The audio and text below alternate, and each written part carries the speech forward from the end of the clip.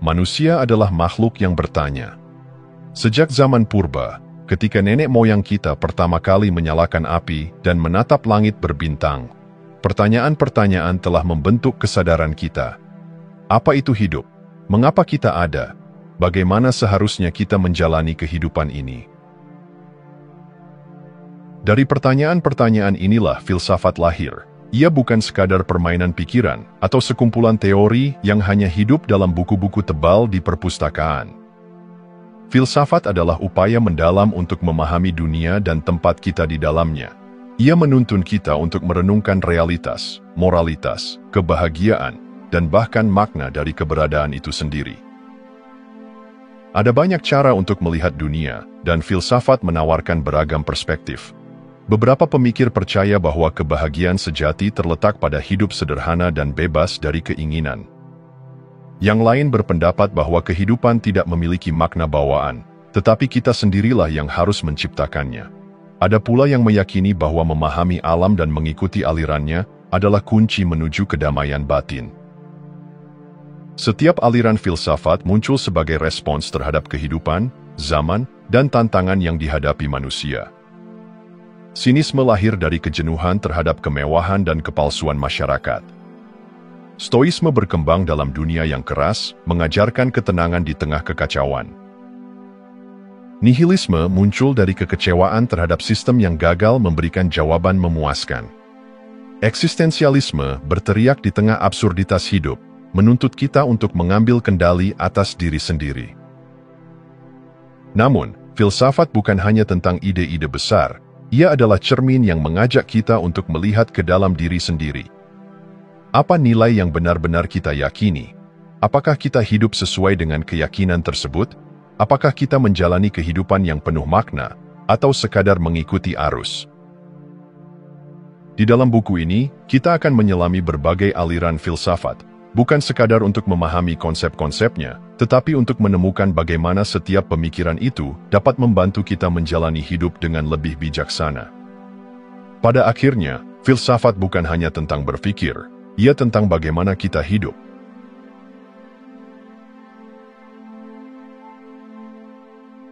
Bayangkan seseorang yang memilih untuk melepaskan segala kepemilikan, menolak norma sosial, dan hidup dengan kebebasan yang sulit dibayangkan oleh kebanyakan orang. Ia tidur di dalam tong, menertawakan kekuasaan, dan menantang nilai-nilai yang dianggap sakral oleh masyarakat. Ia bukan orang gila, ia adalah Diogenes, seorang filsuf sinis yang hidup dengan kejujuran brutal dan kebebasan yang mutlak. Sinisme bukan sekadar skeptisisme sinis seperti yang sering disalahpahami saat ini. Filsafat ini, yang didirikan oleh Antisthenes, murid Sokrates, adalah sebuah panggilan untuk kembali pada kehidupan yang lebih sederhana dan autentik. Para filsuf sinis percaya bahwa kebahagiaan sejati tidak ditemukan dalam kemewahan atau status sosial, melainkan dalam kebajikan, hidup selaras dengan alam, bebas dari ketergantungan pada hal-hal eksternal. Diogenes, tokoh sinis yang paling terkenal, membawa ajaran ini ke tingkat ekstrim. Ia menolak semua kepura-puraan. Suatu hari, ketika Alexander Agung bertanya apakah ada sesuatu yang bisa ia lakukan untuknya, Diogenes hanya menjawab, "Menjauh dari matahariku." Ia menantang orang-orang yang mengaku bijak tetapi hidup dalam ketamakan dan menertawakan masyarakat yang terjebak dalam ilusi kekayaan dan kehormatan. Namun, ada kebebasan dalam sinisme yang begitu radikal ini. Betapa sering kita diperbudak oleh opini orang lain, oleh tekanan sosial, oleh keinginan untuk memiliki lebih banyak. Sinisme mengajarkan bahwa, untuk menjadi benar-benar bebas, kita harus berani melepaskan. Kita harus cukup kuat untuk hidup dengan sedikit, cukup berani untuk menolak apa yang tidak penting, dan cukup jujur untuk tidak terjebak dalam kebohongan dunia. Tentu, hidup seperti Diogenes bukan untuk semua orang, tapi filsafat ini menawarkan sebuah pertanyaan yang tajam. Apa yang benar-benar kita butuhkan untuk bahagia? Apakah kita hidup untuk diri kita sendiri, atau hanya memenuhi ekspektasi orang lain? Di zaman yang dipenuhi konsumerisme dan citra palsu, pesan sinisme tetap relevan. Mungkin kita tidak harus tidur di dalam tong, tetapi kita bisa belajar darinya, tentang bagaimana melepaskan, bagaimana hidup lebih jujur, dan bagaimana menemukan kebebasan dalam kesederhanaan.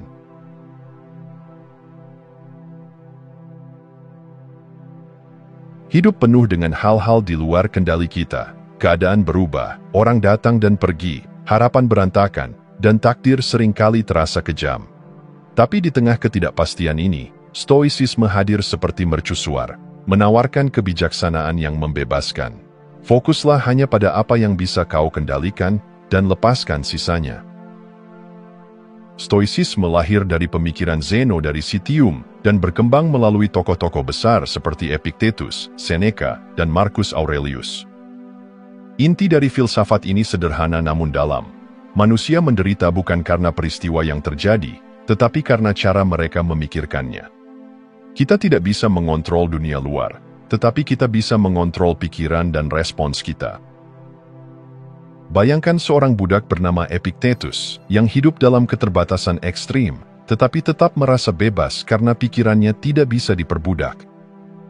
Atau Marcus Aurelius, seorang kaisar yang memiliki segalanya, tetapi tetap mencari kebijaksanaan dalam ketenangan batinnya.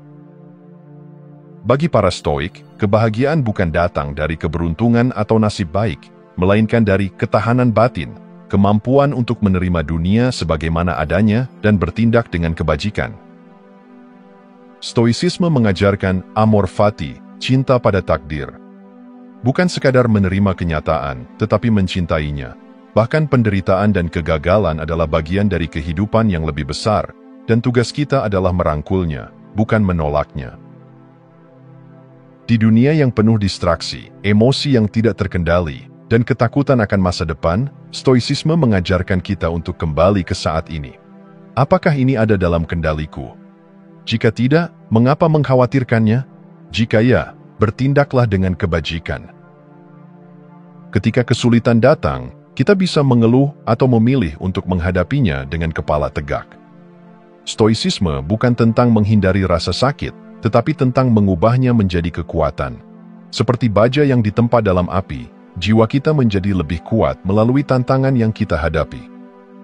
Maka, ketika badai kehidupan menghantam, jangan berusaha mengendalikan angin, kendalikan layar.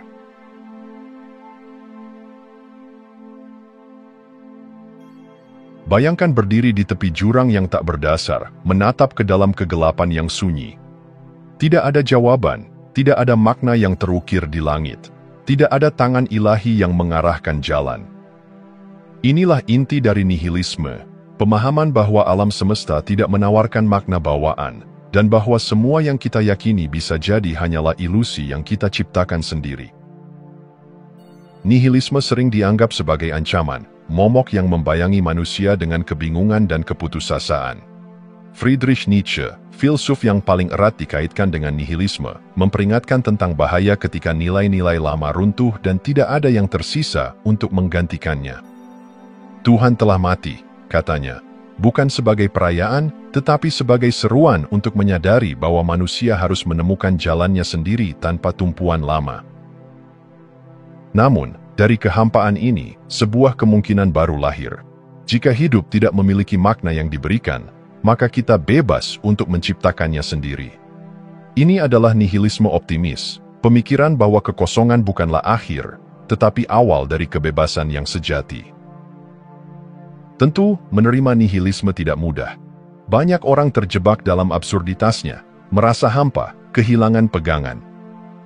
Tetapi seperti seseorang yang menemukan dirinya tersesat di malam gelap, ada dua pilihan, menyerah pada kegelapan, atau mulai menyalakan cahaya.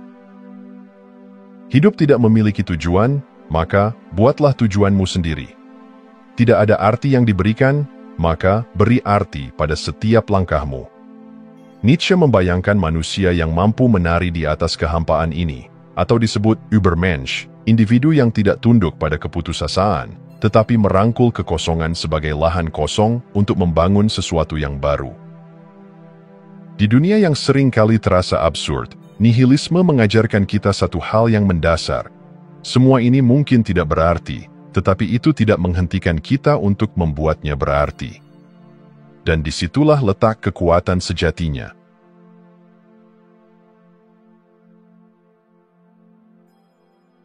Apa artinya menjadi manusia?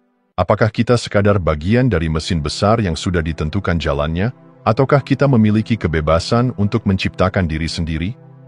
Eksistensialisme menjawab dengan tegas. Eksistensi mendahului esensi. Kita tidak dilahirkan dengan tujuan yang sudah tertulis. Kitalah yang harus menemukan atau menciptakan makna itu sendiri. Jean-Paul Sartre, salah satu tokoh utama eksistensialisme, menggambarkan kehidupan sebagai kanvas kosong. Tidak ada pola bawaan, tidak ada takdir yang sudah ditentukan. Setiap pilihan yang kita buat, setiap tindakan yang kita ambil, menjadi sapuan kuas yang membentuk lukisan diri kita. Kita dikutuk untuk bebas, kata Sartre. Sebuah kebebasan yang membebaskan sekaligus menakutkan, karena artinya tidak ada orang lain yang bisa menentukan jalan hidup kita selain diri kita sendiri. Albert Camus, di sisi lain, menghadapi absurditas kehidupan. Ia menggambarkan mitos Sisyphus, seseorang yang dihukum untuk mendorong batu ke puncak gunung hanya untuk melihatnya jatuh kembali, berulang tanpa akhir. Hidup bisa terasa seperti itu, perjuangan tanpa makna yang jelas, tapi Camus menolak untuk menyerah pada keputusasaan.